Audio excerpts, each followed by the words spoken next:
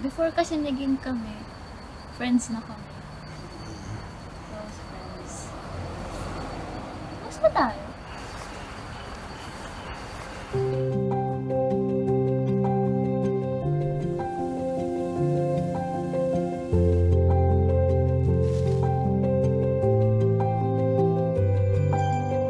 So, nag-apply siya dun sa org namin. Tapos, part ako ng membership committee.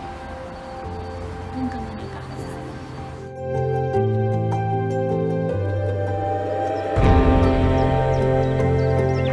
Well, my defense kasi lahat naman gawin yung recruitment.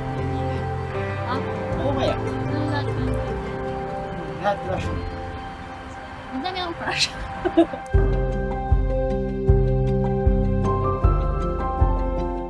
Kasi meron siyang crush dati.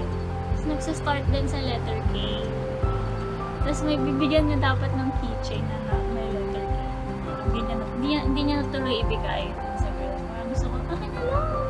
Kasi K din naman ako eh. Pero wala. Hindi nga ako type.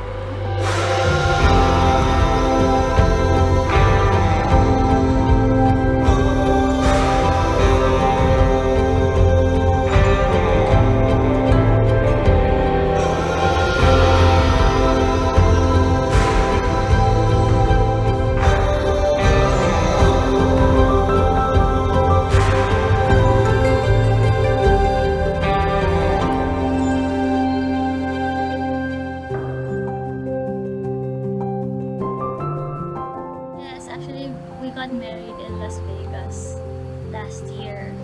January last year. Planado naman siya. Hindi naman siya yung parang napadaan lang kami, ganyan.